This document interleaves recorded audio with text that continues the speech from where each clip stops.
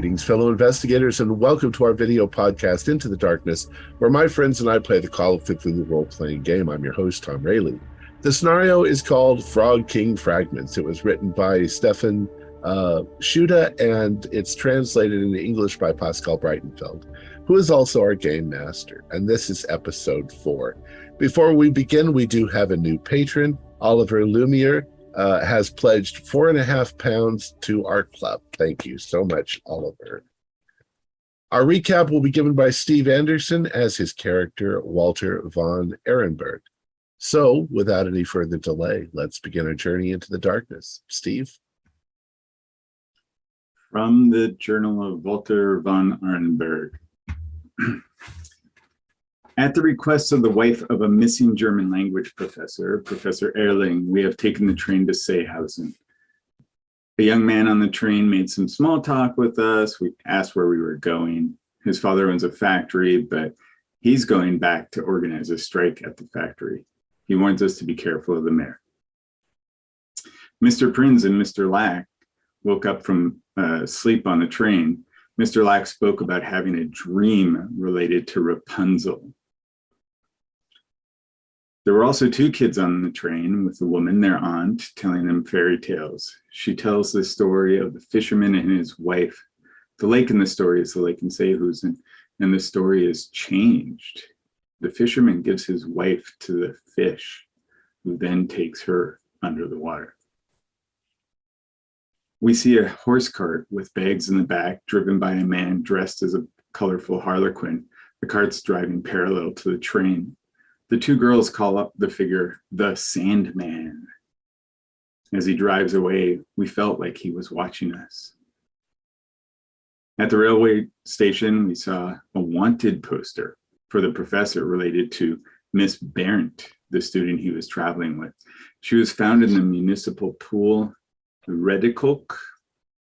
The newspaper article had more details, including that she was from Mechhausen, and she and the professor had been traveling back and forth over the last few days to that town, where she had introduced him to her parents. We all also know that an illustrator named Bush lived there, famous for Maxim Mortis, a comic strip. We confirmed that the professor bought a bunch of flowers on the 12th. He also checked out of his room on the 12th in the middle of the night. Miss Berndt was not registered there. Carl went to the police station and found them just closing up the town hall. The police told him that she was found near the bathing pool, but there was a pentacle chalked on the ground with candles all around.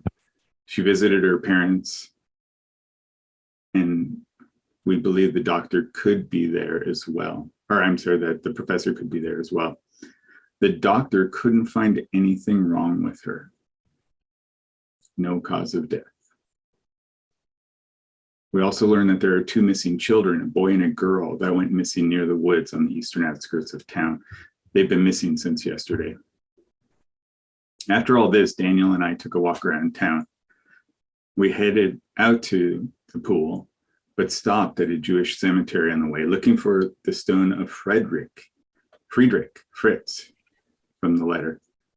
We met the rabbi, and he shared with us that the professor and his companion were looking for Friedrich on Tuesday. The rabbi has notes on what they looked at. The first note was from September 1752. A master Herschel was sent away by the rabbi because of fears of his prophecies. The prophecies turned out to be true. Master Herschel railed vehemently against a festival led by a, quote, motley-haired foreign minstrel, unquote, who was playing strange music. There was another note from May 1810, which discussed Friedrich, noting that the bites on his body were from a human. The note also indicates that new sinkholes had been opening, full of foul-smelling water and claims of singing at night. That note also claims the same minstrel has returned, and he heard a snippet of a tune talking about Friedrich. Oh, wait, Herschel, somebody, whoever wrote the note, heard a snippet of a tune talking about a mouse and a big fur cap. Grimm was with him and was intrigued. Oh, Friedrich heard a snippet of the tune, sorry. We headed back to our rooms to sleep, and we were awoken to a shared dream. In the dream, it is daytime, and we are in a lovely field, but there's a disgusting fishy stench. We're wearing strange clothing, like something from medieval times. We try to turn to see what's behind us, but something inside of us resists it. Eventually, we turn, and we see the ruins of a city and a lake. The dark, dirty lake is what stinks so badly. A fog is rising from the lake, heading towards the city. Suddenly, we find ourselves in the streets of the city. There's a big pyramid near the lake. We hear some splashes and we move toward the pyramid. As we walk closer to the pyramid, we see it's made out of stone, but the steps are covered with dried blood. We climb the stairs. Some of the blood is scraped away and we can see the stone under it. There's an opening at the top, a kind of gate.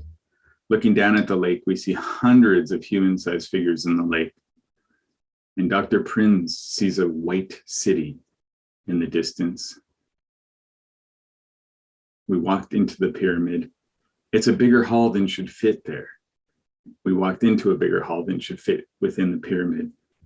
We saw a large pedestal with drag marks from the pedestal towards the stairs. There's writing on the pedestal, but in an unknown language.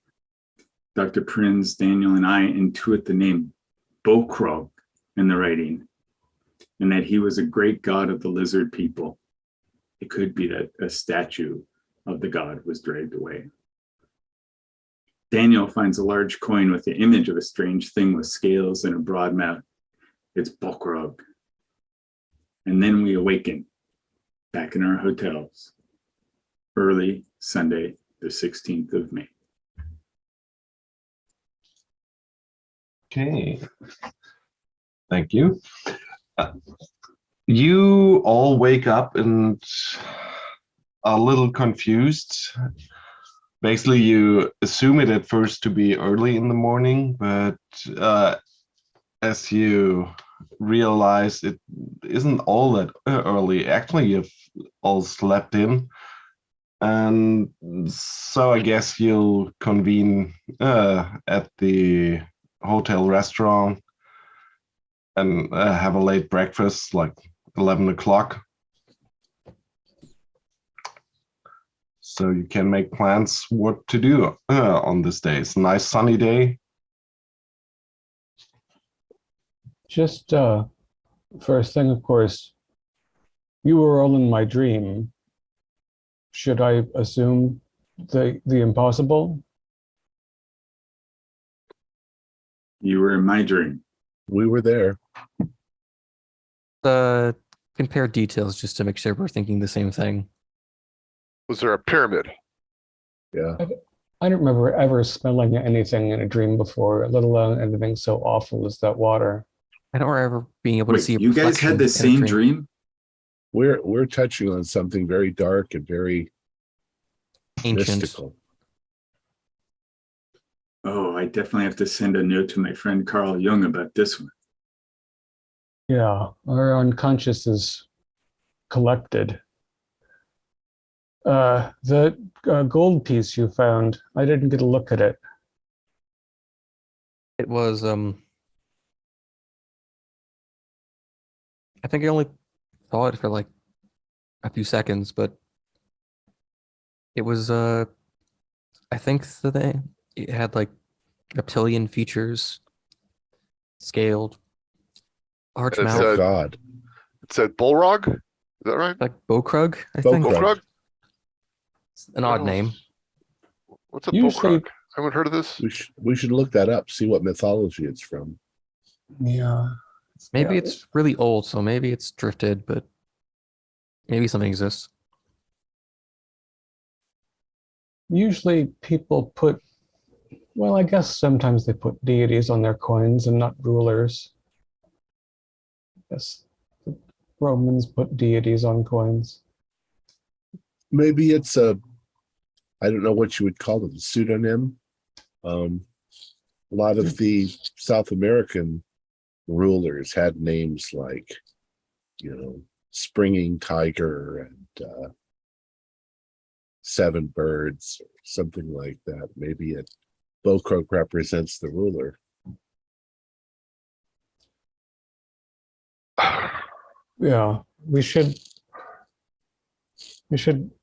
perhaps on our next train journey, we can collate what we all remember independently and try to get the most complete version of it. There's definitely mythological seeming elements that we might be able to trace to something meaningful. I can see how Erling has gotten so out of his depth. It's odd that I remember how distinctly, like, it was like I was near a cannery when we were in that city. I can't just think of like walking fish. Did the fellow on the train, he said his father makes tin cans or he puts things in cans? Yeah, but He it makes me more cans think of. things. It more makes me think that lake more reminded me of a story I heard. I think I told you about last night about sinkholes just appearing in town and they smell like death.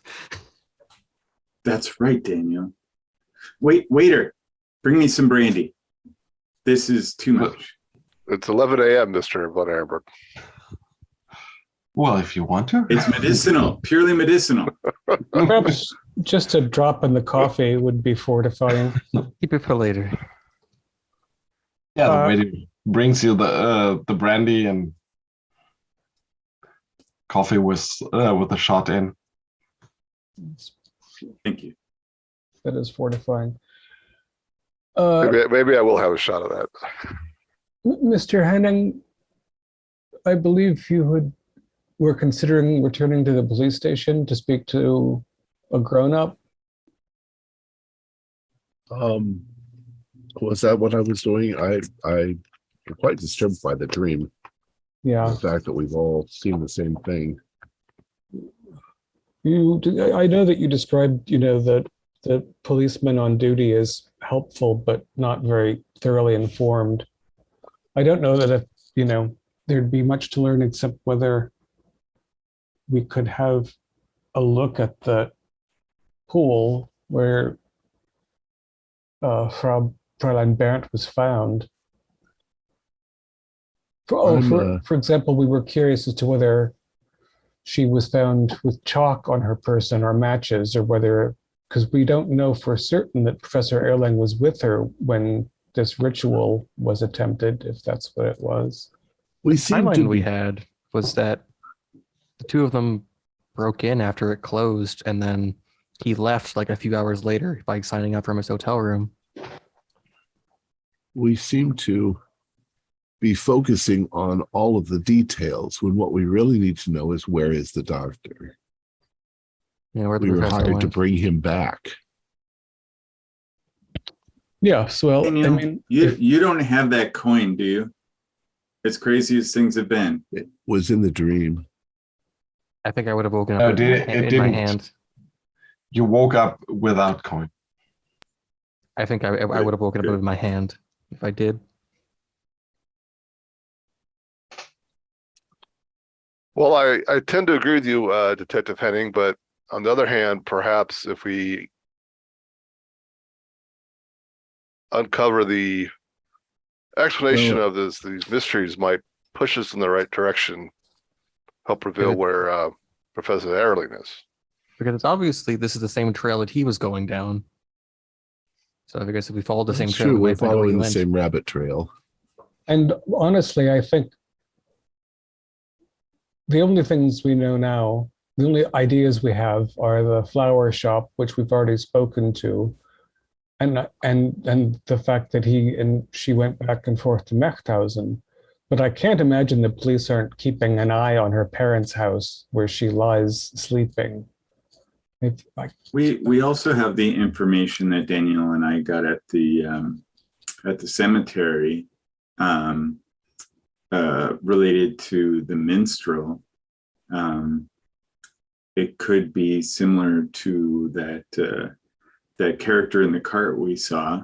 I don't know if we could look up anything here in this town, if they have a library of note, or a town this size will have a library perhaps, but it won't be open on a Sunday, I shouldn't think. Did we determine if the professor was professor brought those flowers or which festival? Because I don't think we've determined that yet. Because I remember he possibly going to bring it for a certain festival in like maybe one of the smaller towns nearby. Well, and there's a festival coming up here. We guessed that. We don't know speculation. Yeah, right. Well, you saw the posters that the Rifle Club Festival is coming up next weekend. Next weekend seems a long way off, given Professor Erling's presumed condition. Well, and it also seems... Well, and 2 missing children. Do you honestly think he needs a bunch of flowers for a rifle festival? I think it's for something else. It just, where do you... Sounds like a bunch of dudes getting together and shooting their guns. There's a festival atmosphere, I think. I mean, people are even coming to town for it. I don't think it's all about... I think the shooting is the contest, but Is that right, Keeper? That the festival is going to have dancing and... The posters announce a big fair and a dance with music at a fair tent, and you all know of these festivals. They're held all over Germany, and it's basically led by the local rifle club. And they do a free shooting that decides the new king of the club for the next year. But usually the whole town just has a big fair. And that's what it sounds like here. Or did we was the flowers ordered in a separate town than the one we're in now, or was it already passed? We haven't been to the town. That was near Göttingen. Okay. Yeah. Would it be worthwhile for me to roll occult either on the name of the god or on the pentacle that the girl was murdered in? Not dead. Well, you don't really know much about the pentacle, so the only... That's right, we haven't actually been there. The only thing you know is that young policeman said she was in one of these 5-pointed star things. So we know there's occult stuff involved. We'll just have to go to the library and see what we can find. It's not open today, but tomorrow. We could at least check out the scene. If the police will give us access. Cleaned up the scene? If we're finding out. Maybe the rabbi has a collection of books we could read through. You found him quite really agreeable. The other source outside the professor, or outside of the police. Not a bad idea. Well, a couple of us could go straight to Machthausen and ask the parents about their daughter's condition and what the professor was like when they visited, and if they know any place special if they went in Machthausen. Maybe they have some of these sinkholes there. But I assume the police are paying some attention. I assume that Machthausen's a small village. Like 4-hour bus ride, or is it 5? Oh, I don't think it's that far. There's a bus going there.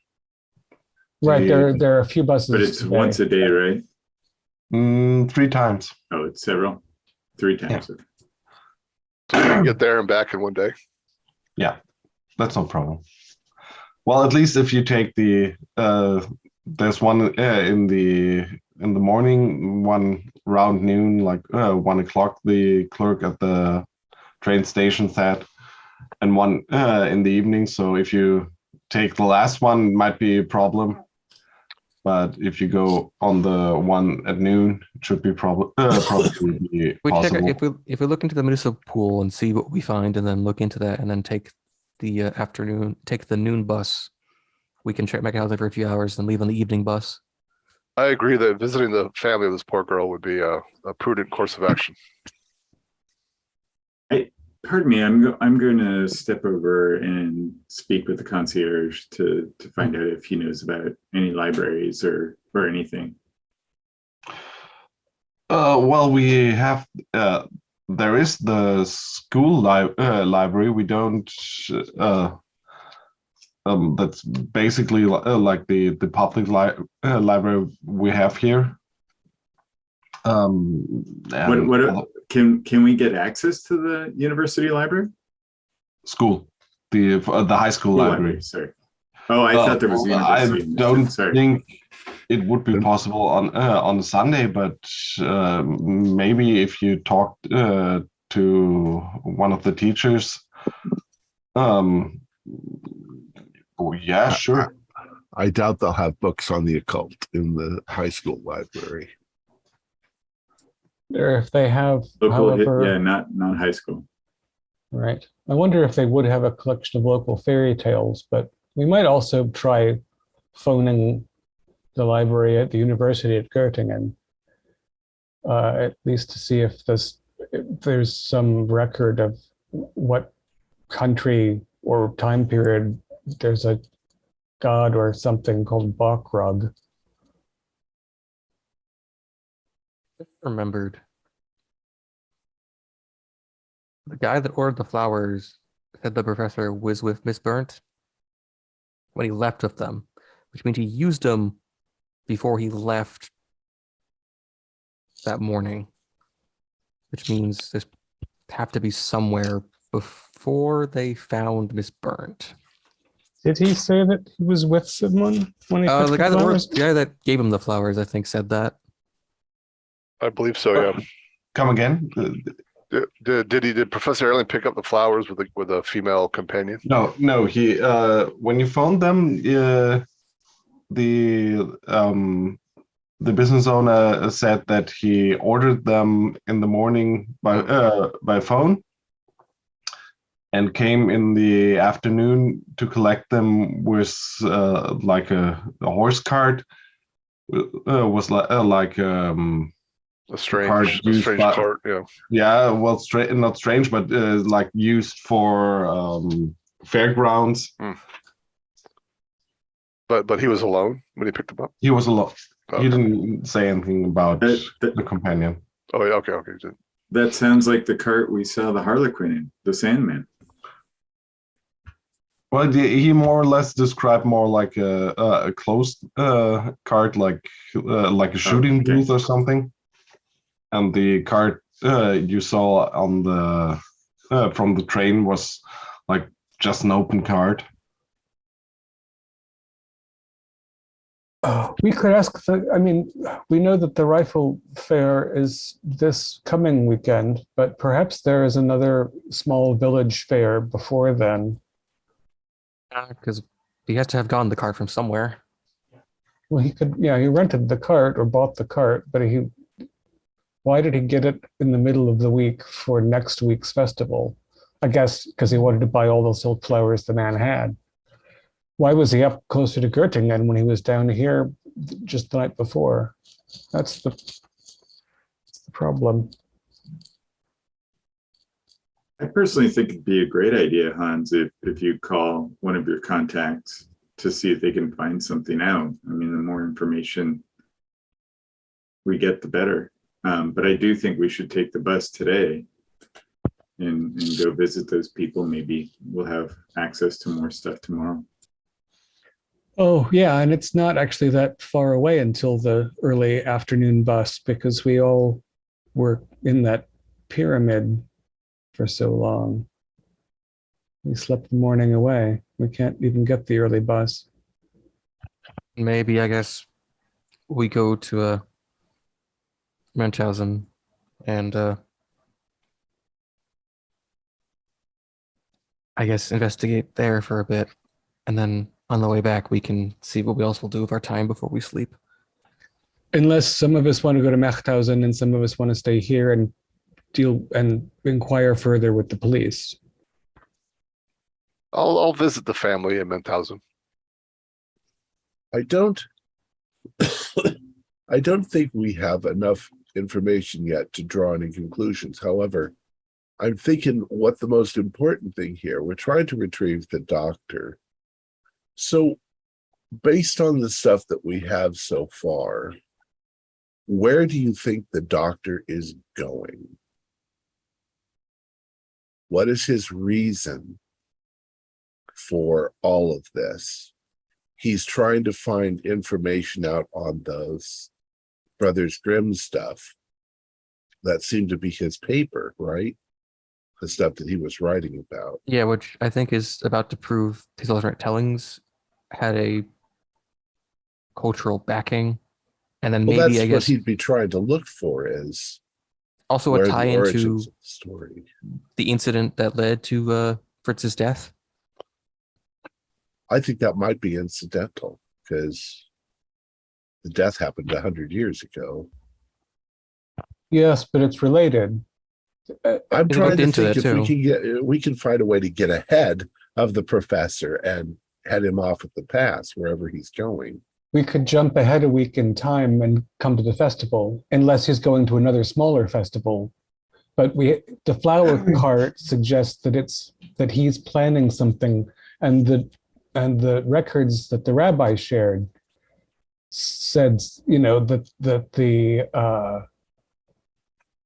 there was a warning about a patchwork man and a festival and a calamity, and we have a patchwork man that looked down at the train with us in it. So then our intention then is to go to that festival in a week, and in the meantime, we're going to do research. I also think we just Well, need to Carl, find festivals. I totally agree with you. We need to remember the professor, and I was thinking, with your instincts, what do you think a man who rushed out of a hotel in the middle of the night because he left behind a comatose or nearly dead woman, what would he do? Well, he traveled to another village and bought a lot of silk flowers, is what he did. Didn't he make the Not statement at 3 a.m. Something like Euripides, Eureka, I figured it out. That was the town before. That wasn't Göttingen. Goting. Okay, That but wasn't. he's figured something out. What's he figured out? Where the origin of the story is from. And then And he went that's- here and then did a got ritual of flowers, sorts. And then Did a something ritual with the happened. girl. Something went wrong. And then he left town, got silk flowers, and kept going. So maybe try to continue the ritual in a different way. I mean, here's the thing. He's a distinguished looking elderly man who's wanted in the vicinity, who's either hidden a wooden cart full of flowers and a horse that needs to be cared for, or he's riding through the countryside with a fair cart full of silk flowers. So he should, in a certain sense, be easy to locate. Why we don't we don't- go to where the site of the festival is going to be, and maybe they're setting up? Well, that's here. The festival Well, that we know that's about right is here in here. this town. And Yeah. I think he went somewhere that wasn't local because I think at least him being wanted wasn't spread outside of town because we didn't hear about it until we got here. Well, the thing is, I mean, we keep bringing up that he's wanted. Yes, he's wanted because of his bizarre behavior. But the truth is, he looks just like the average person. He doesn't look like a criminal. So if he was walking down the street behind us right now, we might not even notice that he's there. The He can average blend in person is pretty not going to easily. be calling the authorities anytime they see a tall, distinguished looking man. Right. Yes. That would embarrass a lot of important people. Keeper, how did we end up at this town? Did we did we hear that the professor was going specifically to this village? Is that what okay. So we knew he was coming here. We knew they bought train tickets here. Okay. And we now know that they've traveled from here to Machthausen back and forth at least once. I say we go there to at least see if there's a lead because maybe if this burnt possibly wakes up, she might know a lot. Yeah. For that matter, he went to Göttingen, gave the speech that outraged the establishment, and she came after him and said, I know something, more or less. She's from this little town near, Which means their town might know something that might be relevant. And it's a small place. So you all going there, or? I am. I'm wondering whether Detective Henning should see what else he can get out of the police here, because I don't know, we all need to travel to disturb this family. I can do that. I need to kind of have an idea of what I'm going to ask. See if you can get to see. I can accompany you, Henning. I was just thinking maybe we see if we can Google the scene ourselves and get a sense of what happened. Because maybe there's something that not just the guy that was closing up saw it. Oh, that might vaguely be useful, but at the same time, it might be just a waste of time. We know there's a star and some candles, and they've probably cleaned it up. One question that the desk officer couldn't answer was whether there was chalk at the scene, or whether the candles had been burnt, or whether there were matches, because we don't actually know that the professor was there. We just know that they were seen together in town, and then she was found. And this was next sleeping. to a spring, a sinkhole?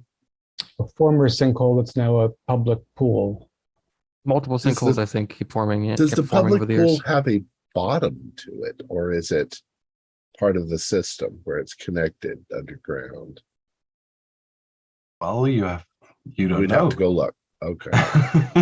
So I think we should diving, Carl. I want to speak with the parents because I want to make sure they're not keeping anything back. The fact that they met the professor means that they're the last people we can talk to who've spoken to him, I think. Except for signing in at the hotel desk. I had a thought and it fled me. Yeah, it's interesting, the nature of the pool. Oh, right. Before I pack a day bag to go up to Mechthausen, I wanted to call someone I know at the Göttingen University. Well, you don't know so many people there, but you know people at Berlin. Oh, of course, right. This is why we play close together, so that we don't all lose all of our threads. Yeah, I want to call a colleague, another graduate student back in Berlin, and indicate that the professor's research seems to have led to some things that I don't have any background in. The name of this creature or deity, Bakrug, where and when that would have been relevant. Maybe a history of local festivals in this region, if they can. And I'll call in, 6 or 7 tonight when I get back from a trip to a tiny village and see if he has anything. And then I'll buy a bunch of beer when I get back to Berlin. Well, you certainly can find a friend you can call up, but he does. He says that basically that he'll look into it, but he doesn't know if he'll be of any help today because it's Sunday in Berlin as well. Yeah. So his idea is that you call him up tomorrow in the evening. And he'll see what he can find. That's fantastic. And have a good Sunday. I'll speak to you tomorrow. I'll tell you when I get back over beers about the adventures of Professor Erling, the most mild-mannered lunatic you've ever met. Yeah, and then get ready for Mechthausen. Okay. And Carl and Daniel are going to the police or to the pool? I think we'll go to the pool. I still need to formulate questions for the police. Yes, because we'll see if there's anything left there, and then if not, we at least know what to ask the police about. Because we have to ask the actual proper detective, or I guess the actual officers that were directly at the scene. Okay, so let's start there. The rest of you are getting back to the train station where in front of the train station, the buses are leaving and taking the bus to Mechthausen. And the concierge gave you the directions towards this municipal pool, which basically the easiest way is going to the train station as well, and then following the street alongside the tracks.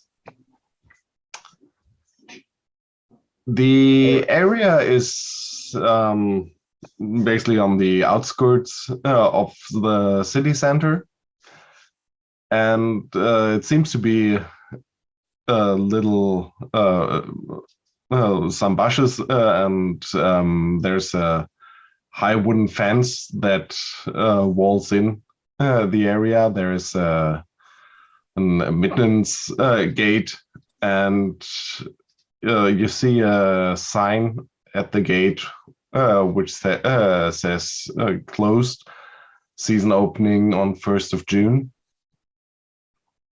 Okay, I'm wondering how they got in, so there's probably a way to get in, a sneaky way. And as you look around, you can hear some laughter, like from the little down the fence, and you see a couple of adolescents, like 14, 15-year boys, who are coming from the bushes and are laughing. They seem to be wet, and they look a little bit surprised when they see you. Oh, hello there, and just walk past you. Well, we'll say, I'll be like, been swimming? Well, how would we? That's not allowed.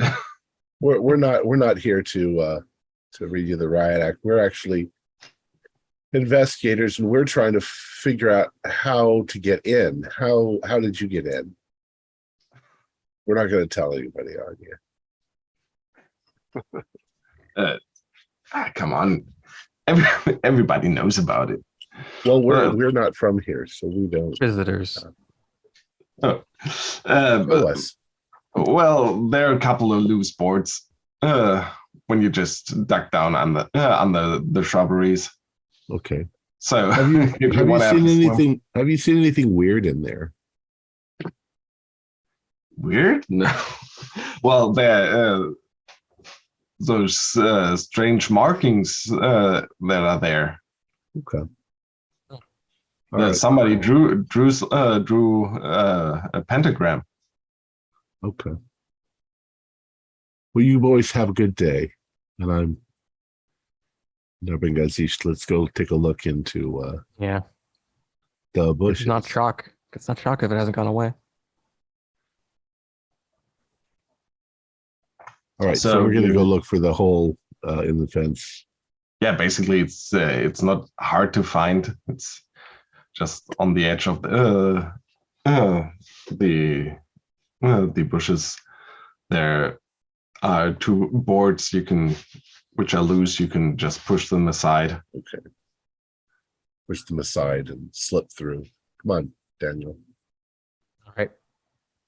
And you enter the fenced-in area. It's what you see is basically a big pond, which has the rim has been what is it called?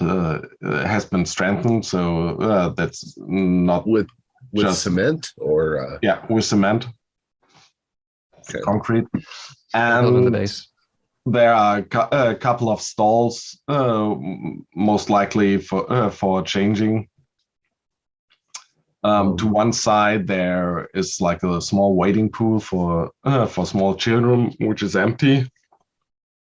If I go over to the pool, is it murky or is it clear, the water?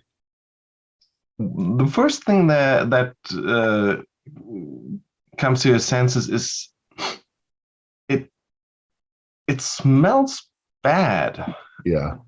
It looks, well, not murky, but it's not like a clear swimming pool. And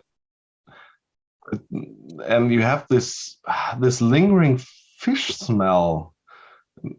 It's not really a very nice place, you would say. Not something you would.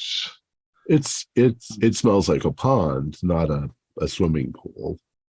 Yeah, but in Berlin you have you have a lot of ponds in the vicinity which are used by everyone for going swimming. But this smells more stale. More smells like a swamp ish. Yeah. Can I see the bottom of the pool? No. Okay. Is it more? It's a little murky. It's not clear, but it's more like an off color. Yeah. Okay. And to one side, there's like in connection with the entrance gate, there's a booth where most likely they sell snacks and drinks. Once it's open, there are a couple of folded umbrellas and stuff.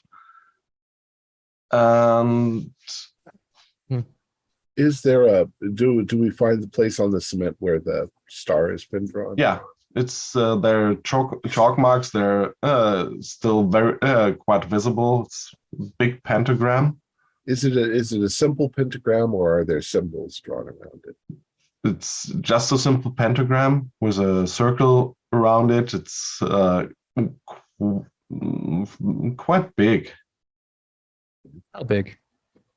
It's big enough for somebody to sit in the middle of it, and on each point of the star there are you find little wax marks. Yeah. So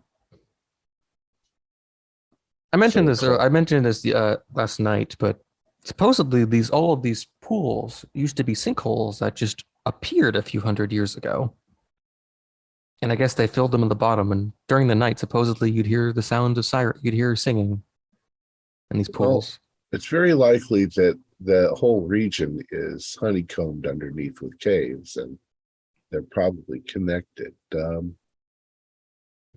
So, my friend, do you fancy going swimming? I want you to see if you can find the bottom. Wait, is there a pool skimmer? You know, like a net to get stuff off. Yeah, let's find a long stick. Yeah, there next to the changing stalls, there's a small shed where you think equipment could be stored. Okay. If there's a pool skimmer, how long is it? Maybe 15 feet, maybe 5 meters. Well, you go over there. There is like 2 long wooden bars you can put together, and 15 feet. So I want to go take that over to the pool and see if I can push it down and touch the bottom of the pool. Do a listen roll as you go over. Okay, 88. I did not pass that. Okay.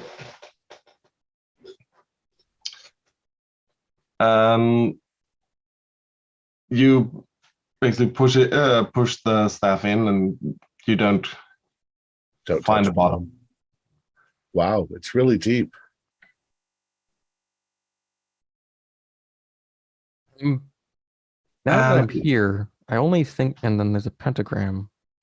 And a man went to a place that, after he found records about this place being odd, and also this town has a local legend about making a deal with a fishman from a pool.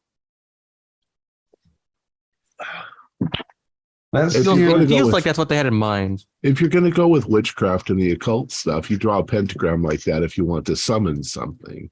Yeah. Maybe they're trying to summon Bokrug to the swimming pool. I was more thinking they're trying to summon the fishman for, I guess, value. He might be Bokrug for all we Maybe. know. But now we're just being silly And now we're just because picking straws, yeah. none of that stuff could be real. Both do a listen roll again. Oh, got an 02 that time. I got a 94. Nah. Okay, Carl, you hear some scratching from those changing stalls, and they'll. Hello? I'm going to walk over there. Is somebody in here? We're not the police. You go around the stall, and you see an adolescent boy, might be like 14-year-old, pimply faced, reddish hair, and he's trying to hide something behind his back as you come around. What do you want from me? Nothing. You were you going swimming? Yes, and what's that to you? Oh, we're just detectives. You're not in trouble or anything. How deep can you go in this swimming pool? You can go very deep. I don't know how deep. Deeper than I can dive, and he's like hiding something behind his back. Yeah. What are you trying to hide behind your back? But that's none of your business. Look, I'm not hiding anything. Show me what you got.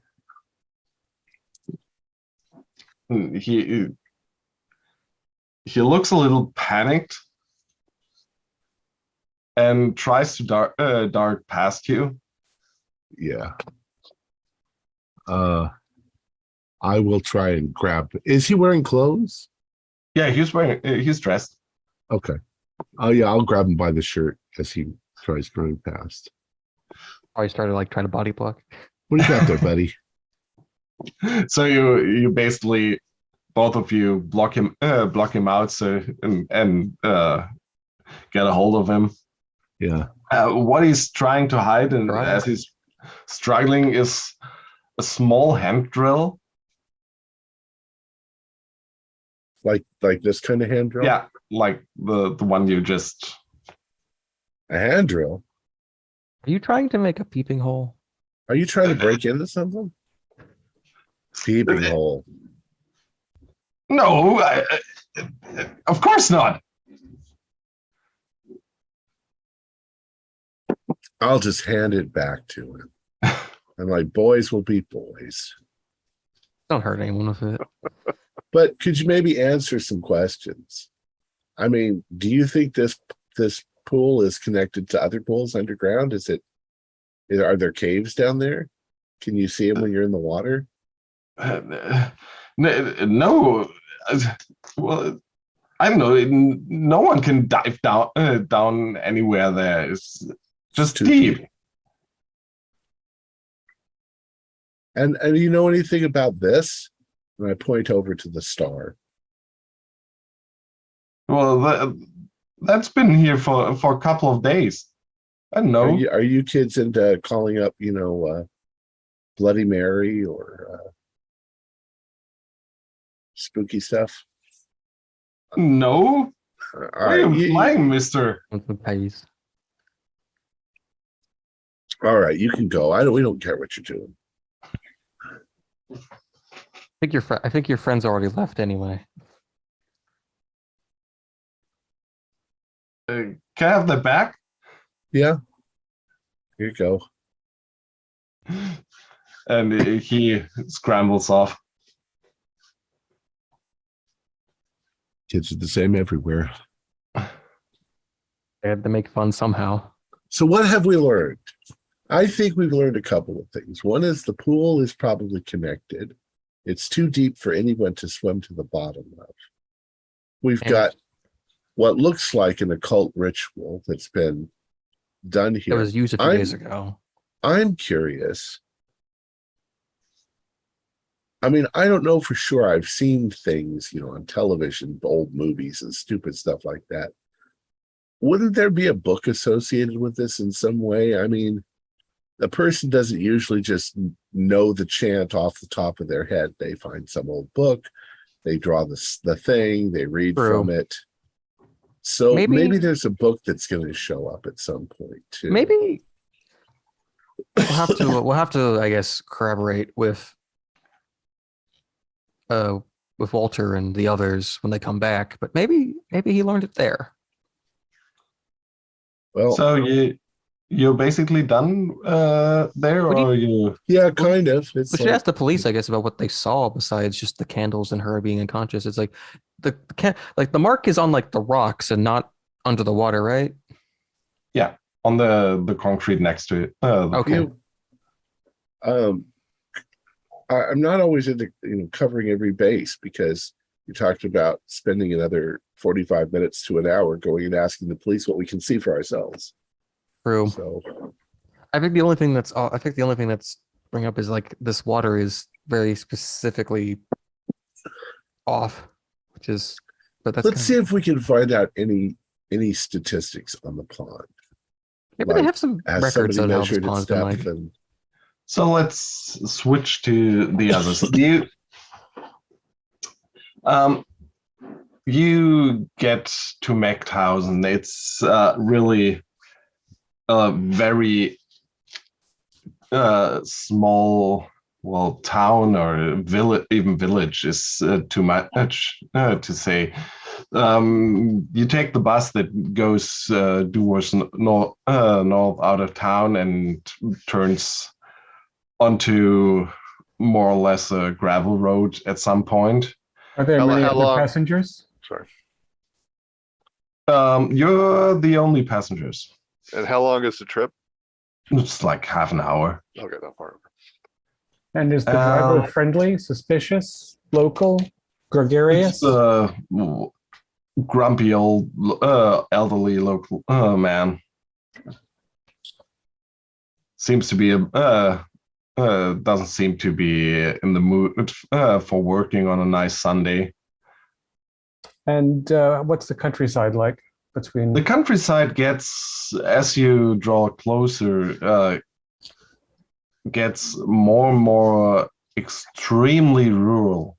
Like, basically looks like you're leaving civilization. It's nearly, well, you could say like a fairy tale country.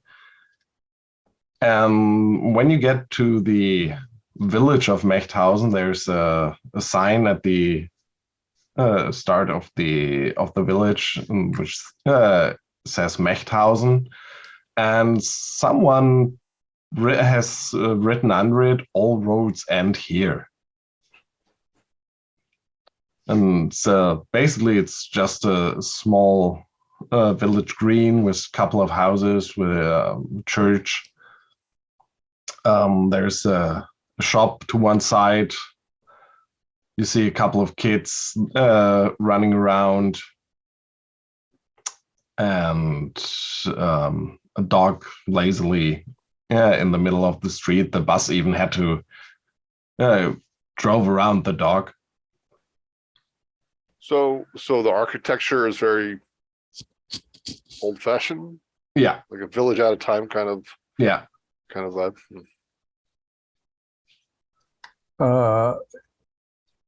Very peculiar village. Yeah, is there a town hall or something? No, the nearest thing would be the church. No post office? Just the one shop. Mm.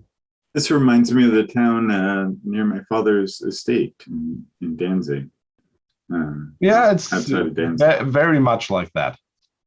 And did we learn how many people live here, or can we make an assessment of that from upon arrival?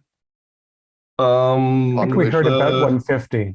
50? Yeah. Okay. You asked, I don't know, the concierge or the clerk at the train station. One of them said like maybe 100, 150 people, and Okay. But we don't know where this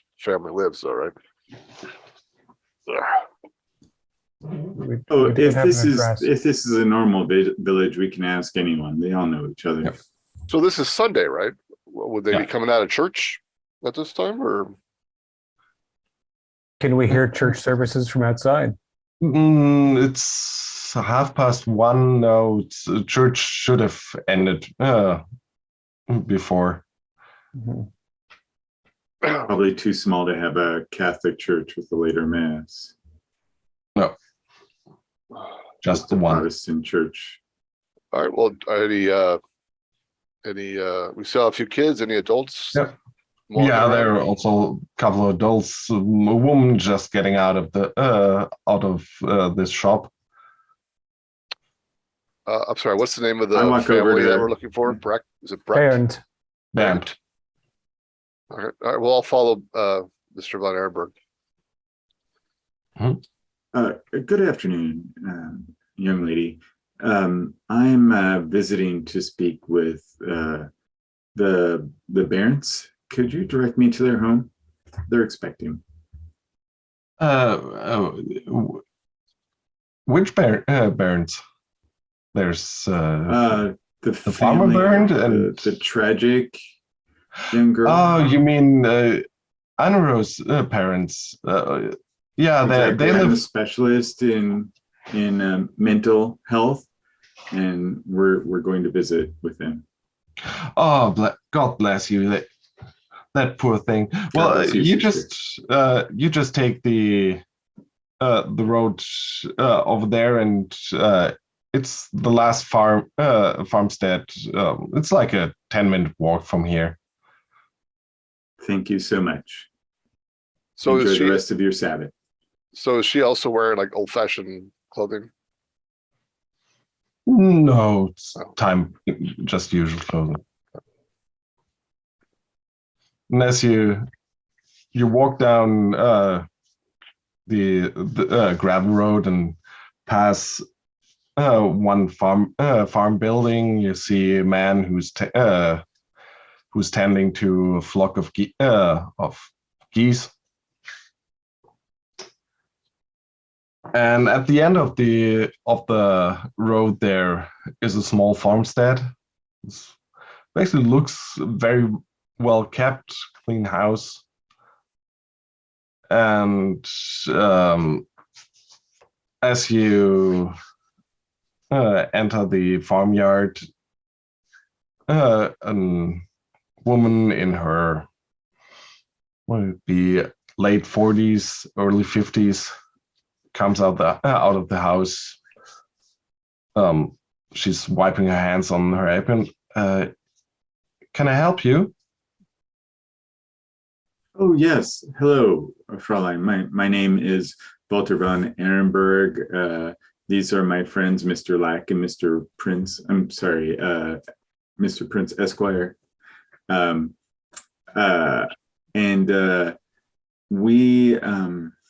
We heard about the tragedy that's happened to your daughter, and we are actually working with private investigators to find the professor. Could we speak with you for a short while? Yes, please come in. Thank you. Thank you so much. Thank you, ma'am.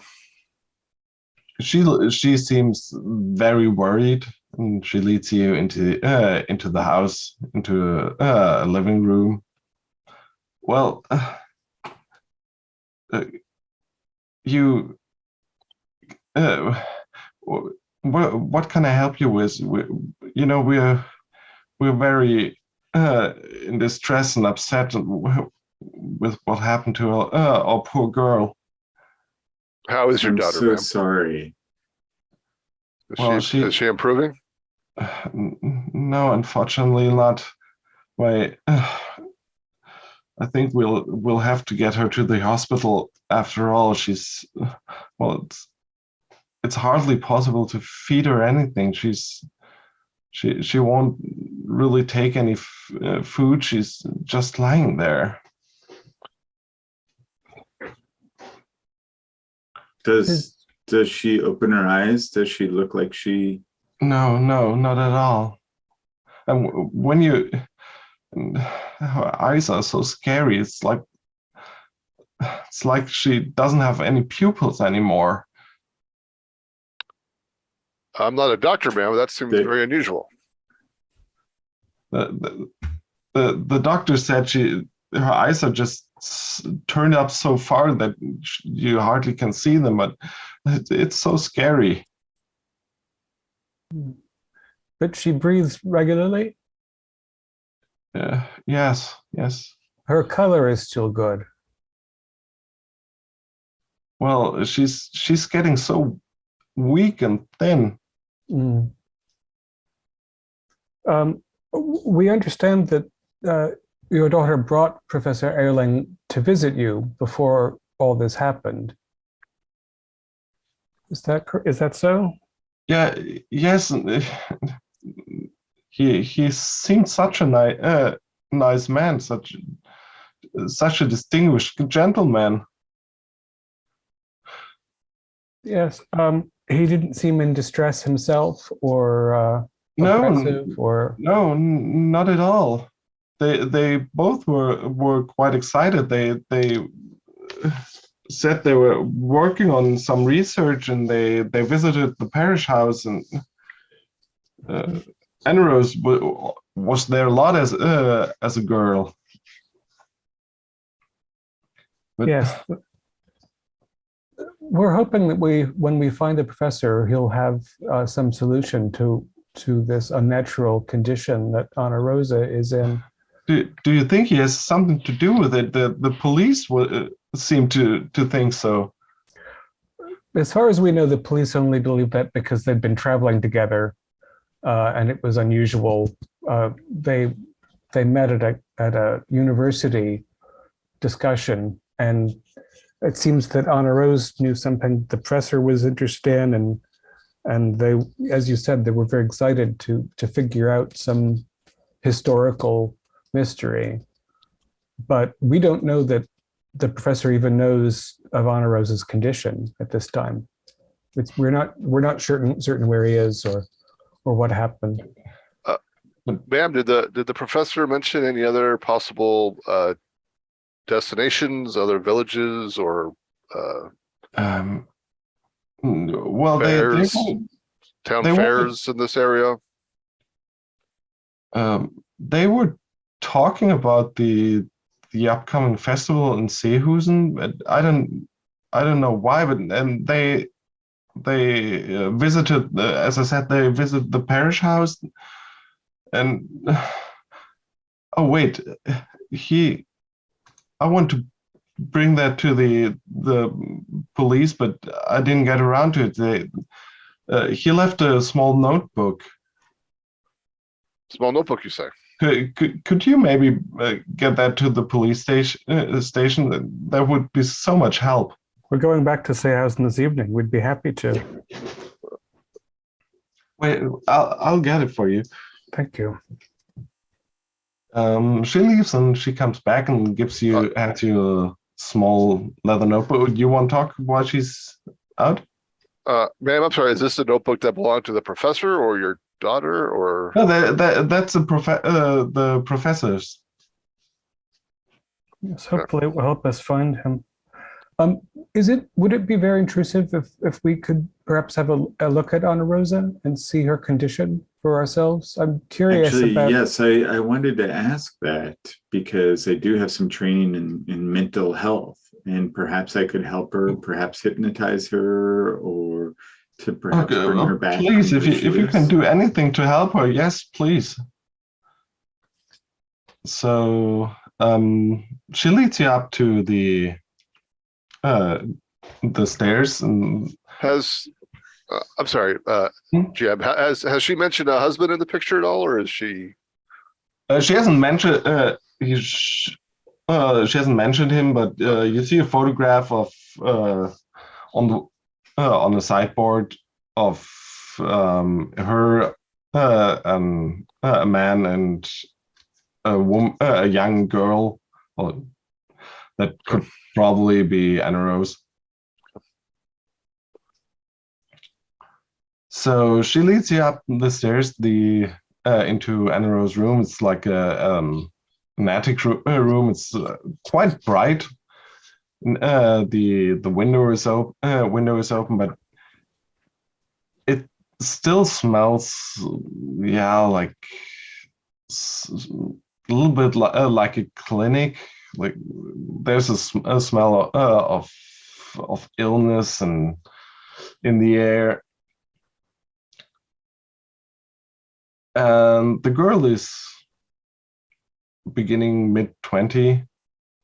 She's a blonde girl. She must be beautiful usually, but she really looks emaciated. And she's just lying on the bed. Gentlemen, would you look through her things to see if you could find something that may be very vital and important to her that we could use to help focus her, to try to bring her back? Yeah. Frau Baron, did she have a locket or something she cared for very much?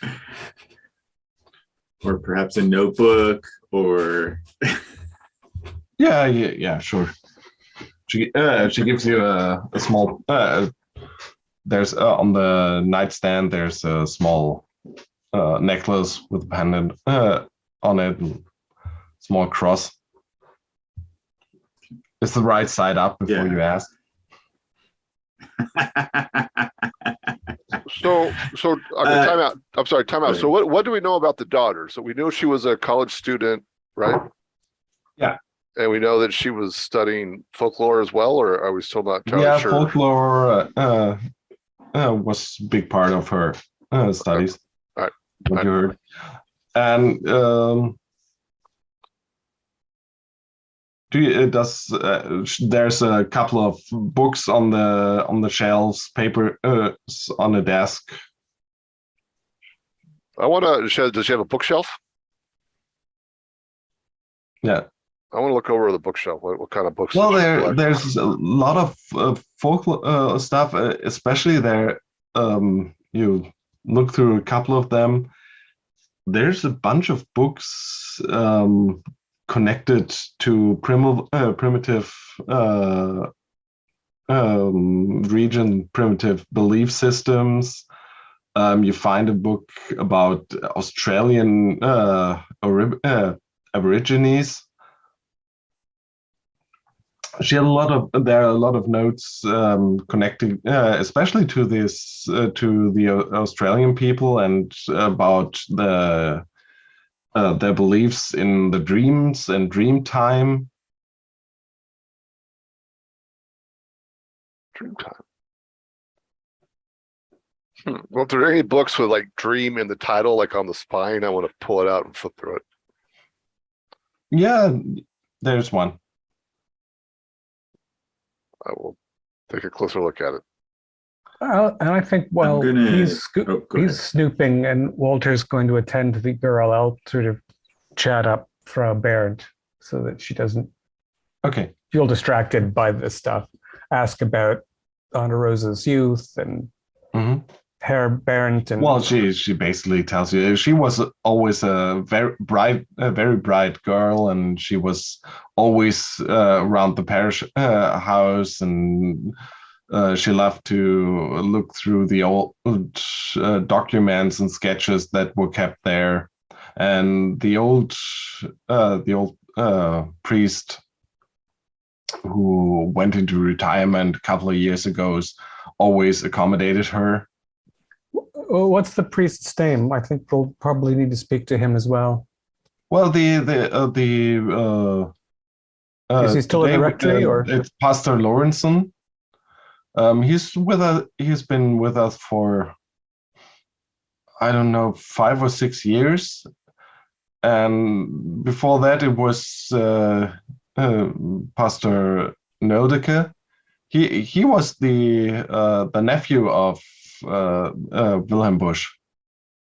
Oh, that's the most famous son of the village, right? Well, he lived here a couple of years He's still living, with just his retired? nephew. Uh-huh. And is his nephew retired but still in the village? No, he left. He left. I think he left to live with relatives. I don't know. I think somewhere in Hanover or that area. Mm-hmm. But the Pastor Lawrenson is a very nice man. He's from the north of Germany, from Holstein. Beautiful country. And I'll keep prattling on. Yeah. So Walter, you take a look at Anna Rose. You're muted. Yeah, first I'm just going to do like basic things to make sure that she's not responding to stimulus, like try to tickle her toes and things like that. So I assume she doesn't. No, she doesn't, and you take a close look at her. I guess you check the eyes. You lift the eyelids, and for a second it really looks like she has no pupils.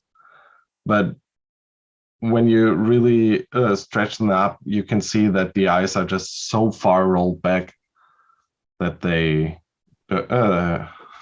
it's just the white showing. Okay, I'm gonna take her cross and hang it with my pocket watch and do the classic hypnotist thing, just in case she can hear me. She doesn't respond. Okay. One thing you notice as you check her, she's the most likely mother has dressed her in a light dress, and you see a couple of scratch marks on her arms. Oh, look closely at those. Well, they're nearly healed. It's not like deep cuts, but it looks like scratches might be from thorns or something. Like as if she had run through thorn bushes or anything. I ask her mother if she knows anything about them. Well, she had those when they found her, but no, I don't know anything about them. Interesting. They seem like they're healing well, though, so I'm sure it's fine. Well, she's not responding to my hypnosis, which I think we could have expected, but it's always best to try. I'm also going to just do take a quick peek at the mother, thinking, does she seem like she's withholding anything anything at all, really? You have a pretty good psychology skill. Oh, yeah. No, you don't think she is. She's okay. She is so obviously concerned and scared for her daughter. And where is her father?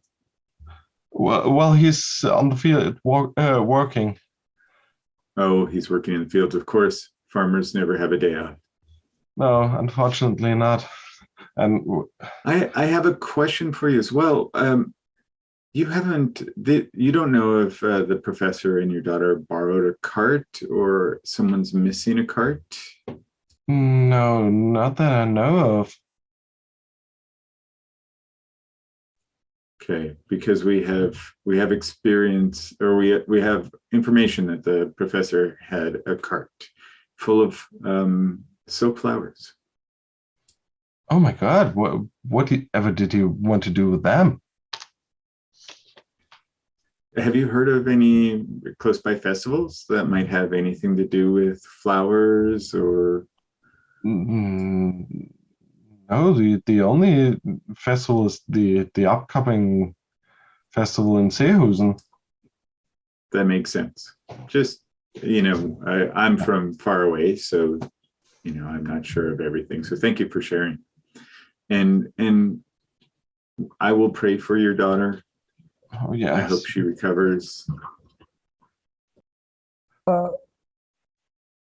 You've been very gracious. Thank you so much for your time. Herr Prince, why don't you give Frau Barrett a card with the information about our hotel in case she or Herr Barrett should think of anything or there should be any change in Anna Rose's condition.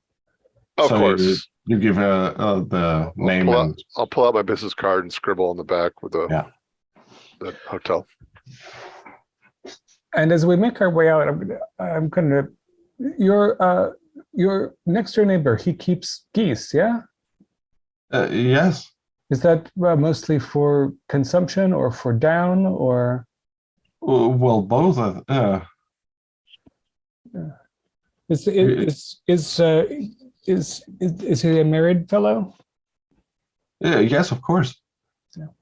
How are your relations with Mother Goose? Do you get along well?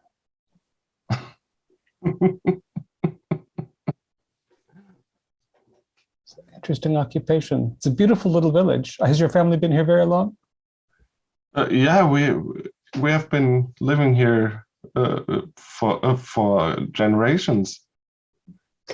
Well, we're going to stop in before we catch the bus and speak to Pastor Lawrenson. We'll send him your regards, and we'll make sure we get this notebook back to the police in Seehusen. Yes, please. And before we leave, I just want to take a quick peek at her again. Are her eyes moving underneath the lids or no? Not at all. Okay, thank you.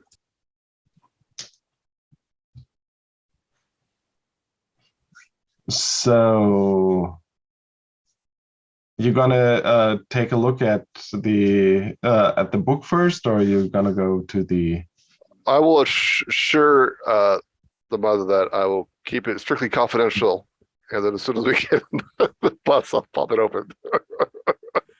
Let's find an inn or somewhere where we can sit down and have a cup of afternoon tea. Yeah, it's such a small village. We'll get out of her line of sight and flip through the notebook before we speak to the parish priest. As Professor Erling's personal attorney, I'll show you. I will keep this in the strictest confidence. And Hans, it could be a valuable clue for the police. You actually know that notebook? That's his calendar. Mm. So you flip through, and it is what look from the outside. It's the calendar. He keeps his appointments in. He's always scribbling in it, doing some notes. And as you flip through, you basically the last couple of months is basically what you know, what kinds of appointments he had.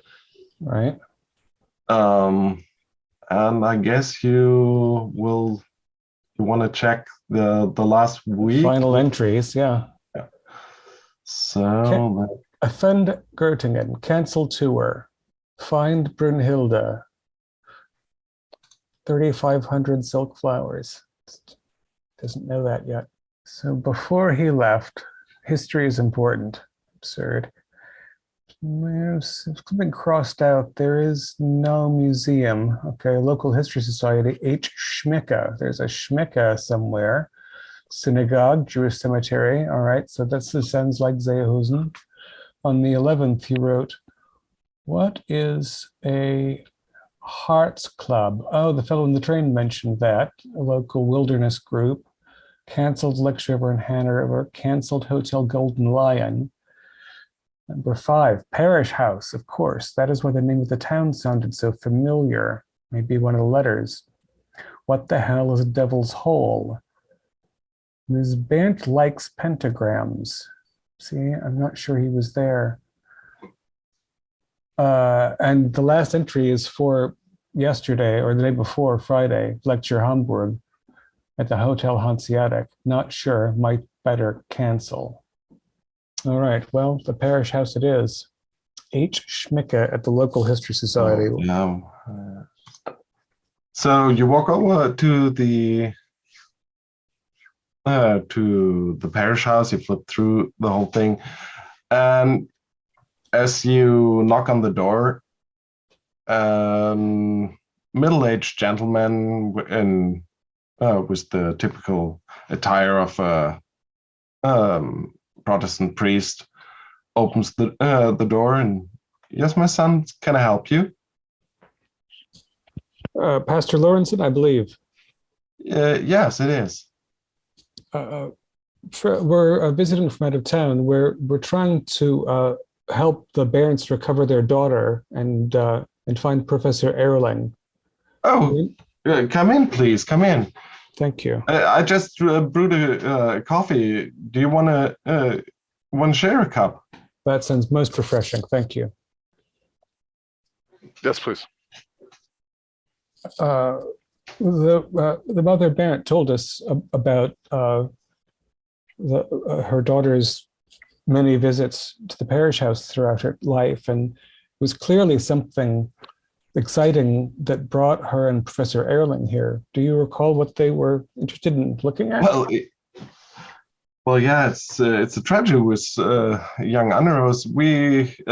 She was here with this Professor Erling just a couple of days ago, and they were interested in the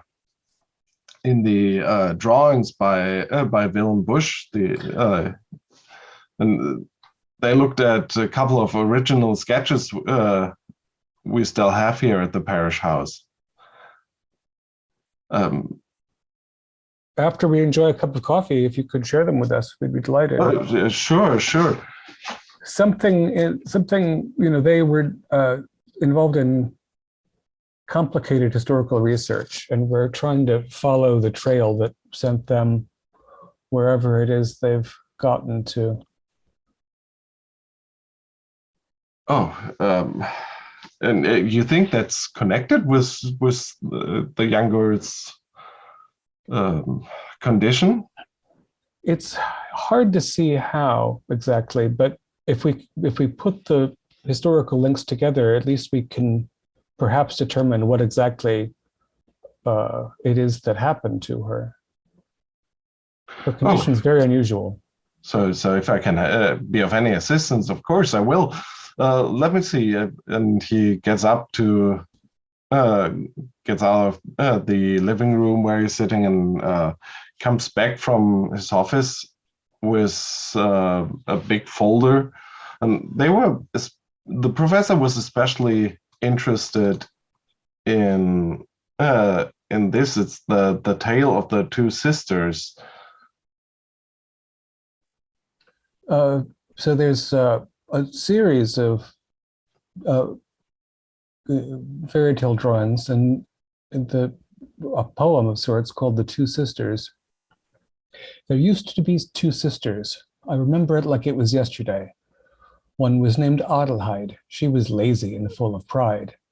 The other, her name was Kätzchen, and she was a good maiden. She toiled from morning till dark. When Adelheid went for a walk, Adelheid drank red wine, for Kätzchen she deemed water fine.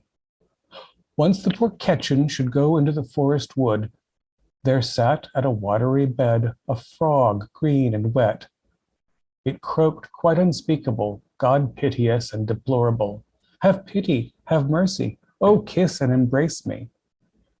The Kätzchen thinks, I might just comply, otherwise the poor frog may even die. The first kiss was terrible and wet. The ugly frog turned blue and fat. The second one was a little better. The frog turns colorful and even fatter. On the third, there's a racket and commotion, as if the cannons were set in motion. A high castle rises from the moor, a handsome prince right at the door. He speaks, Dear Ketchen, only you shall be princess of my heart so true. Now Ketchen is highly pleased, dressed in gold embroidered silk, and drinks with her charming prince from a golden goblet. Meanwhile, the Adelheid, in her latest Sunday finest, walked around at a pond. There with a lyre sat a lad.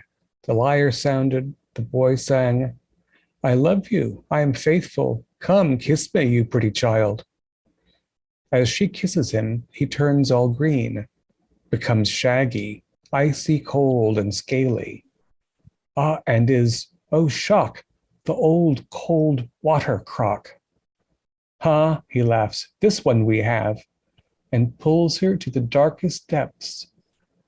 There she now sits with a water rat, must scratch Wassernickel's bald, ugly head, wears a skirt of roughest reed, and duckweed is what she has to eat.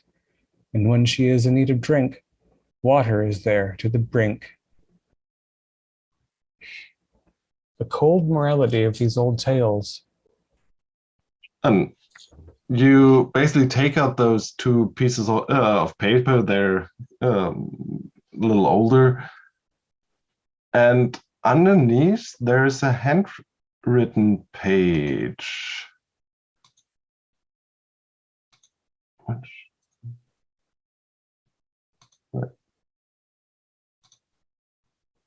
And it looks like the same handwriting you had, you saw on the notes in Anna Rose's room.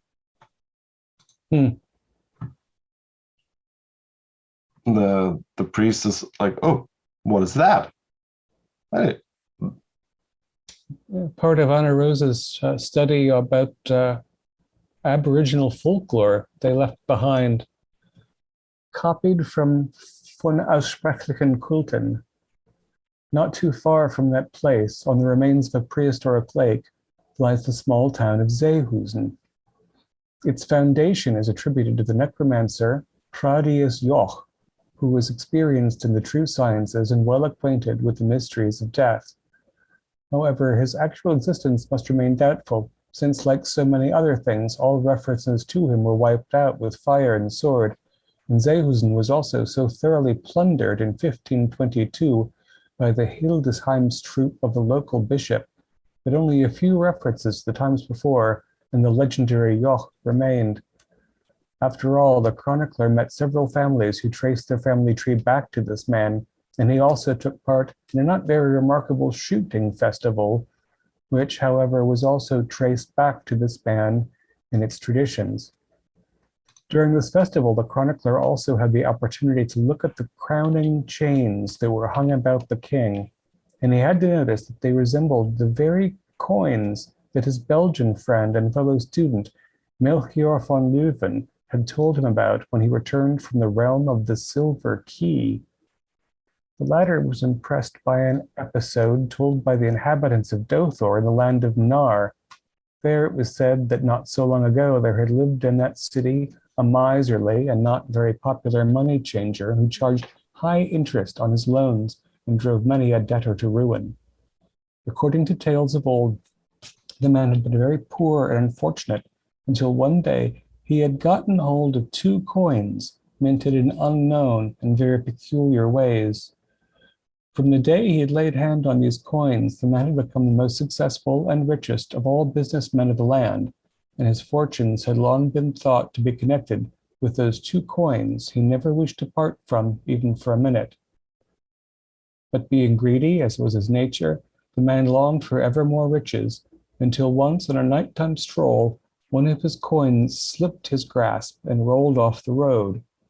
In his greed to find it again, he followed its shine, which seemed to draw him ever further from his path until he found himself within an old cave, in which he found a whole pond of coins, just like the one he had been chasing. Dazzled by the shine of the gold, he gathered up as many as he could carry, but to his horror, he noticed that in the middle of the lake squatted a blue-green, thorny lizard beast, whose misshapen head seemed disfigured by worms, and whose eyes glowed yellow-green. The beast's arms and legs were like those of a frog, and its strong, flexible tail could move as elegantly in a pool of water as in a pond of gold. So it came to pass that the changer's flight was of no avail, and he was eaten by a creature called Bakrug. Yes, we knew that. That's Okay, a very, and obviously we did not read that aloud in the pastor's presence. Oh, this must be one of the professors or on Rose's notes. Perhaps it will help us figure out where the professor has gone to. Do you mind if we take it with us? Not really. It doesn't belong to me. The sketches I can't let you have, but maybe you should return those notes to Anna Rose's parents. Yes, perhaps. We saw similar ones in her room. She might need them when she recovers. Yeah, well, I hope so. Do you know that if these illustrations were ever published, or was this some private work? Yes, they were. But the church has the originals. That's a marvelous. Well, Wilhelm Busch drew them here. That's why his nephew kept the original drawings here.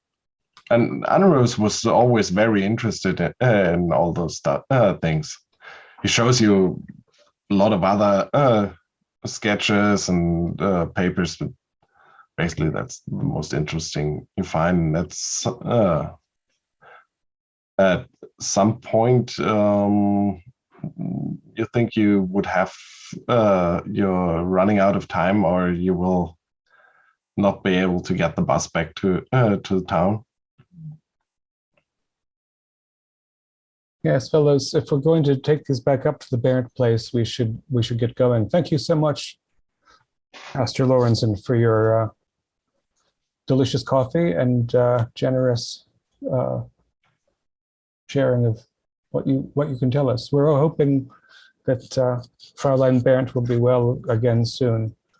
I know that Frau Barrett is thinking of taking her to the hospital, which perhaps they'll need to temporarily feed her until we can find a cause.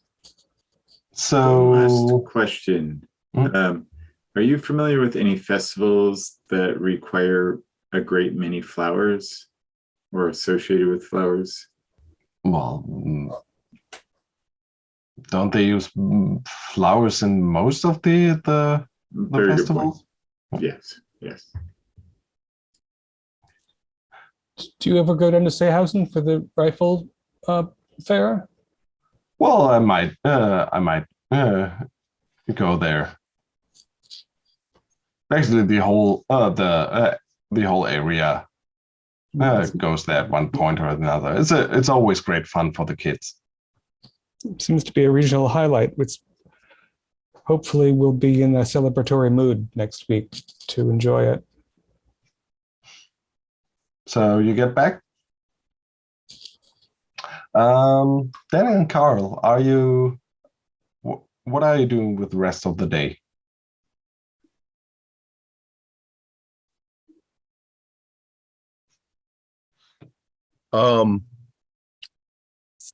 Well, I'm not exactly sure what we can find out. Same here. It's like, Well, I think we're they're going going a to lot of see. ceramic.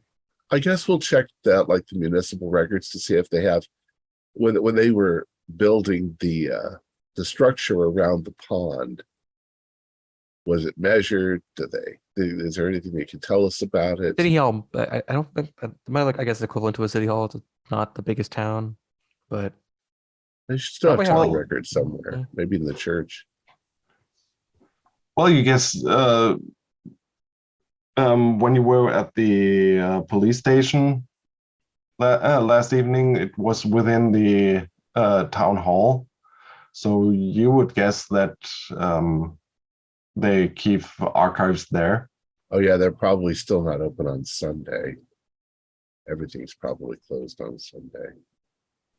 wonder if they're still Yeah, searching. there's cafes and stuff is open, but Yeah. What time of day is it right now? What time of day is it? well, you went to the pool First thing in the morning.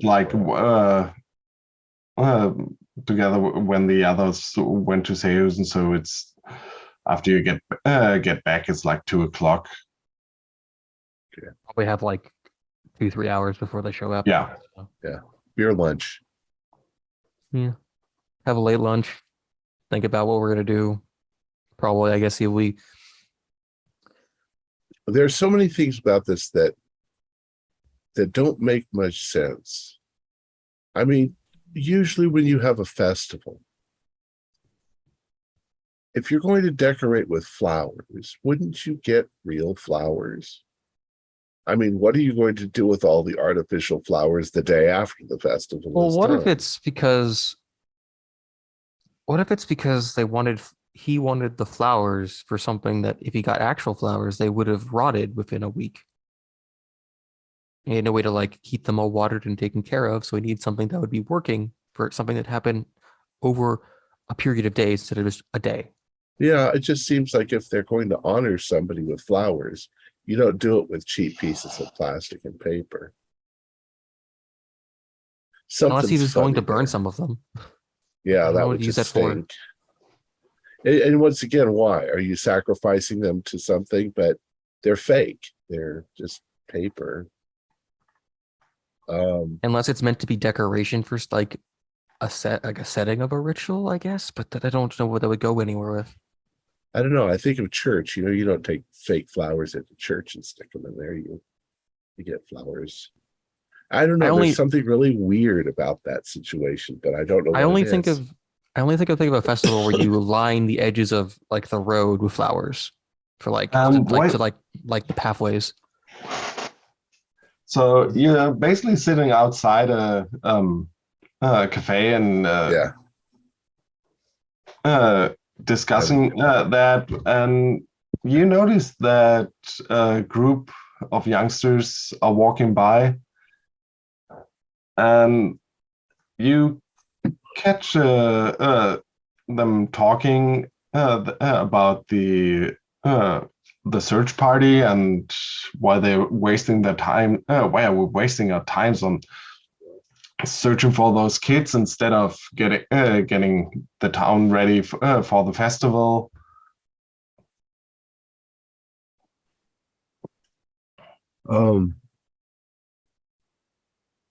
And we're like in an outdoor cafe as they're walking by. Yeah. I'll turn rather suddenly towards them and I'll be like, hey, why do you think that it's a waste of time? Well, we've been searching last 2 days through the woods and nothing has come up. You think they're Who gone? knows where those kids went? Do kids go missing here a lot? No. Did you know the kids? No, we don't play with silly little kids. All right. Go. That's near. Walk on. Wonder.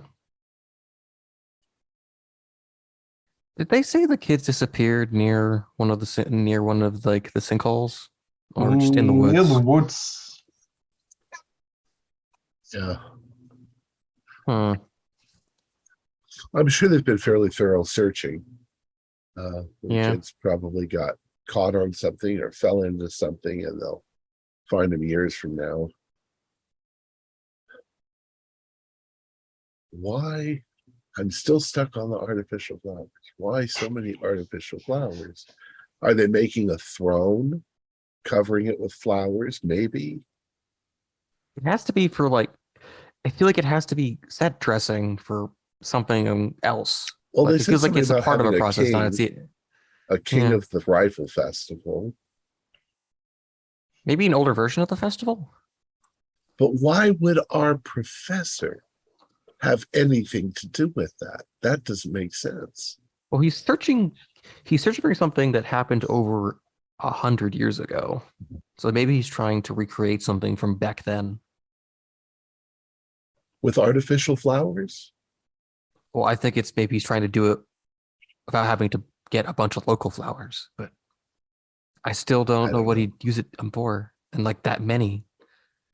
I don't know. It's weird. Maybe he's off his rocker. Maybe he's lost it.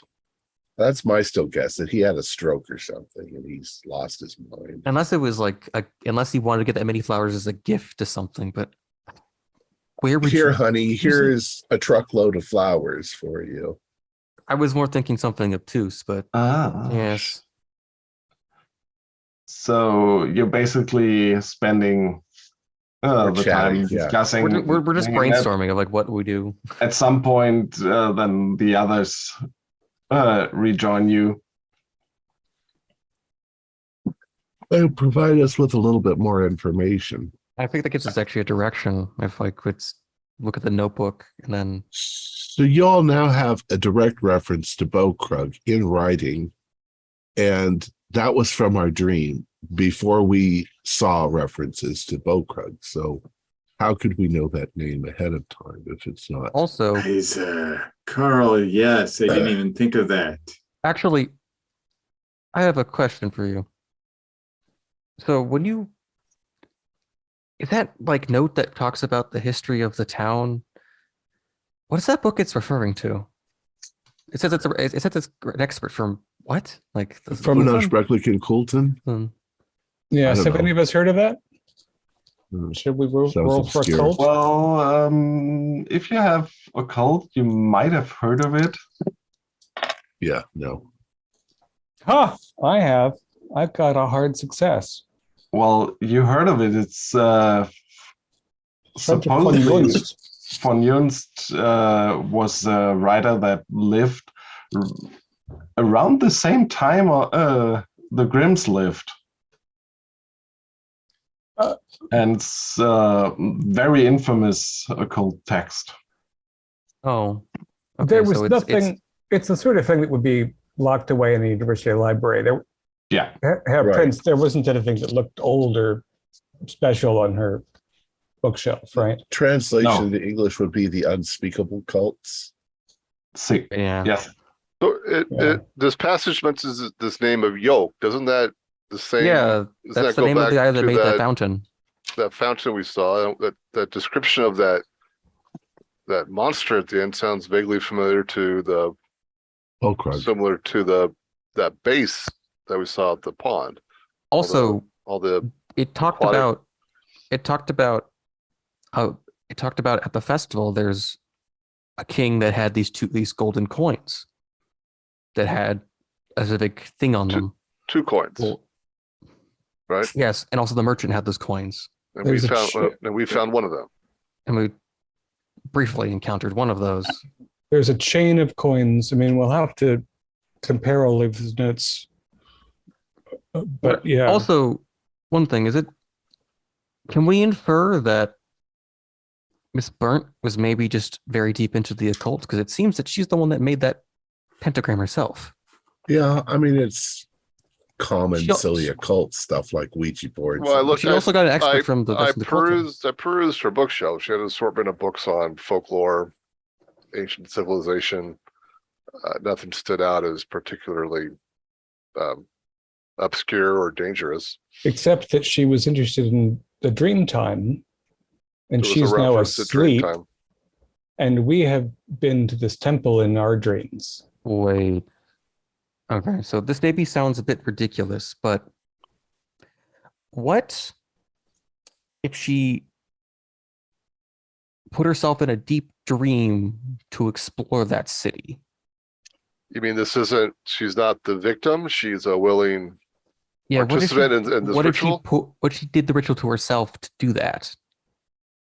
Well, except that that Mr. Price said that she wasn't having REM sleep. So maybe she's not dreaming. Maybe she's just unconscious. Maybe she screwed it up. So then, she overshot. I'm disturbed by the professor's note that she seems into pentagrams, as though he's not very concerned about her experiments that obviously left her in a bad state. Seems like that note page you found might have been hers. Yeah, that matches her handwriting. so then is it safe to assume at this point that at this lecture that Professor Erling gave, the young woman was in the audience, and then she had some insight about her hometown that she was able to share, and then that kind of brought this whole thing about. You did mention like that the thing that the illustrator made that seemed kind of to overlap with some of the other legends we've heard about this area. Maybe she just knew those stories as a kid, and it kind of resonated with what she knew. Yeah, he came to town with this grim letter hypothesis, and she came to him with the names Seehusen and the knowledge she had about these illustrated tales. Right. And she had been reading Unersprechliche Kulten at Göttingen University. And so the two of this is why after hours of conversation, he's running down the street screaming Eureka. Eureka. It all came together. And then they went to trace the sources and make further notes. And then she decided to try to summon the Frog King in a pentagram with candles, and it went terribly awry, and he was either present or not. And now he's on his own quest, which is what we have to catch him during before he hurts someone else. He did say he was interested in the shooting festival, right? Yeah. His cart full of flowers is on its way back here to Seehusen. But what's he doing between now and then? And who's the Sandman? An alternative to your story was she created the pentagram as a protection for herself against something that the professor summoned up. That could also work. Yeah, his contempt to her reference to the pentagram is consistent with that. That makes a lot of sense, Carl. Also, would a Devil's Hole track with possibly the pools? Because they originally were just spontaneously appearing sinkholes centuries ago. Well, and they believed they were evil. I mean, when we got there, they smelled like they were partially they partially were dead. Well, people believe the bad smells were right, where disease came from. And there were always legends of singing supposedly near those pools. Except this municipality likes its stinky bog hole. And they feel part of the concrete. Well, yeah, but they didn't try to, fill it in or drain it away. And does the name of that pool translate to anything in English? No. So I'll now that everybody's here, I'm going to talk about artificial flowers. That's like because my where does it still come really in here? Stuck on the artificial flowers. Where does it come in here? Can you use in sympathetic magic artificial representations of things? Maybe it's not about them being real or silk. Maybe it's about making something beautiful to draw someone in. Or maybe it's about the colors. Maybe it's about making an image with all the colors in a pattern. Maybe. I wonder, I think that if we find Professor Erling, he's going to spend a long time in a madhouse, regardless of anything else. What I'm not certain about is whether he's coming to this village next week to try to disrupt the festival or try to bring it back to its ancient, And where's he hiding out? Yeah. A card of 3,500 silk and flowers. where are the kids? Right, and where are Hansel and Gretel? Do you know, you're not going to believe this, the person toward the Barrett farmhouse, they keep geese. That's their farm. They're geese, they're mother and father goose. Can we assume that our brothers Grimm came into this area and all of the stories that they wrote were things that were inspired by commonality in this area. People keeping geese. I mean, that was 100 years ago, but people kept geese back then.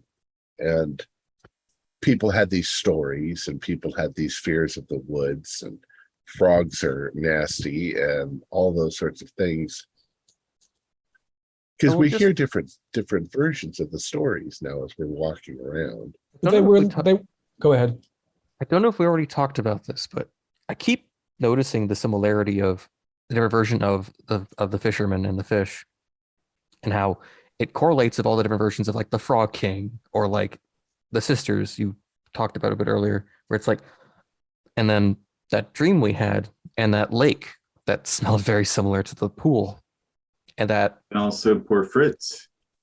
Yeah, and I'm wondering if all this correlation is because something used to be in those pools or something. Or something still isn't. Still is. Or maybe when those caves, because that was where the merchant disappeared to. The kids said that the pools were so deep they've never seen the bottom. So. Yeah, maybe there's just a cave somewhere off the road. Caves can fill with water and connect with other caves. We have at least an idea of what Erling believes. We don't have an idea of what's happened. I was hoping we would find Anna Rosa in better condition, but she really is in a decaying state of starvation, and I'm not sure that even feeding her will be able to keep her going the way the unnatural condition she was in. Walter, her breathing was steady? Was it shallow? No. And how about her heartbeat? Did it seem like steady? She's just the one interesting thing out of the ordinary for her health was that she had some scratches on her arms that looked like they could have come from brambles. Were the brambles at the pool? I don't think so. There were brambles in our dream. Right. Our first dream on the train. Right, you did talk about that with like a tower, right? Like yeah. Oh, so you basically. Yeah. Sorry, I just said she wasn't dreaming. So you basically keep on discussing all those points. Anything you're planning for the rest of the evening, or? Can we see if we can find any records that maybe because with the Colton note, maybe we can. Because I mentioned we're going to go to the library tomorrow and see what we can find. The professor mentioned his historical society. Maybe they have separate records. Yeah, we even have a name there. Yeah. Schmicke. Yeah, we should definitely talk to that person. I can maybe go back to the synagogue and look for those records too. Maybe they have something about from that far back too. Right. This is all tomorrow. Is there anything we want to do before we retire tonight? I want to make sure I have a notepad and pen next to the bed because I'm fascinated by the dream we had, and I'm hoping I have another one that I can write down and share. Good idea. Dream journal. Yeah. Probably do the same as well. Yeah, that's wise. Are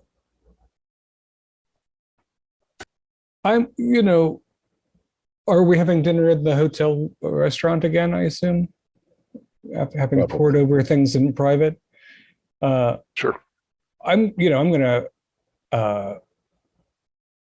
ask maybe the bartender about the missing children and the search party and what the scuttlebutt is, how old the kids were, and what the family's like. From what he knows, the children are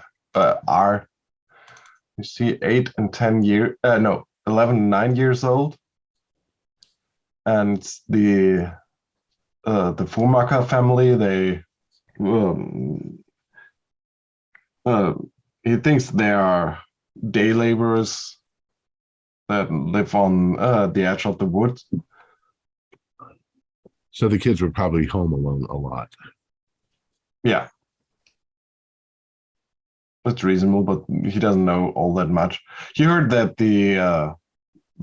many of the local clubs, like the Hearts Club and the Rifle Club and the Voluntary Fire Department, they formed search parties for the last 2 days, but nobody found anything.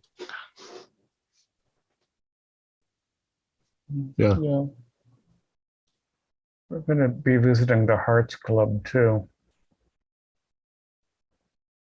So perhaps we retire and sleep perchance to dream. I think before that, if we have a chance, like ask if something a devil's hole comes up. If like maybe that's a thing for one of the sinkholes that isn't uses a pool. Oh, the sinkholes used to be called devil's holes. Oh. That was like what they were colloquially named here. Oh, okay. Well, has anybody ever determined whether they're connected underground? Oh, I don't know about that. That would be something maybe the History Society knows about something like that. Huh.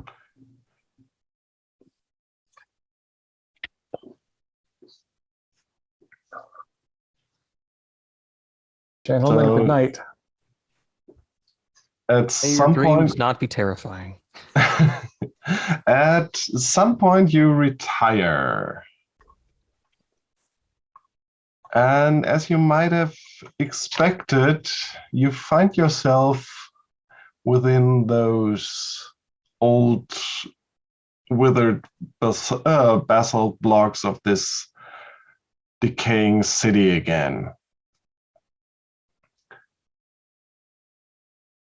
You are at the lake's edge. Most of the city is behind you. This awful stench is in your nose, and the fog is still rising from the lake. And you see something in front of you. There's a shape lying on the ground, right on the water's edge, and the waves are running over it. What is that?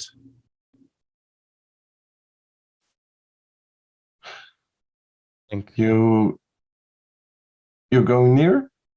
I Yeah. think we have to take a There look. seems to be a body. Human body or some sort of animal? No, a human body, dressed in like a scholarly robe. Let's drag it to the shore. Does Hans it face up or recognize face the down? body? The body is face down. Yeah, Norman Gazish, you grab the body and pull it. All right.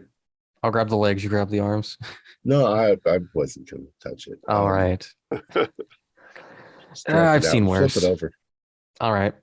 I'll So you try to like get my arms under it so I can like leverage it closer to the shore. that's not very hard. You drag him basically from the water, turn the body around, and I guess Hans, you can make a sand check as you see the face of Professor Erling, and his throat is cut open, seems to be ripped open. Appropriately 96. So you take 96. So I guess that's a fail. You take 2 points of sand damage. You knew him best. It's a dream. It's just a dream. And I didn't expect to find them like this. with that, I would say we'll end it here. Cool. The professor. Our players included Brian Ridge, David Gasway, Max Dull, Steve Anderson, and myself, with Pascal Breitenfeld as the keeper of the secrets. We have a Discord server where you can chat with our other members. You can set up private games. You can learn the fine arts of gameplay and game mastering. We provide audio-only versions of our shows free for you to download from Podbean or iTunes. If you'd like to help support our show, please visit our Patreon account. Just $1 or $2 a month helps us a lot. Like, share, and subscribe to our channel, and punch the bell icon for updates on our latest shows. And leave us some comments. We enjoy reading them and answering any questions you might have. This is Tom Rayleigh, together with all the members of our gaming club, inviting you to journey with us once again into the darkness for another adventure in the universe of H.P. Lovecraft and the Call of Cthulhu role-playing game. Until next time, good luck and good gaming.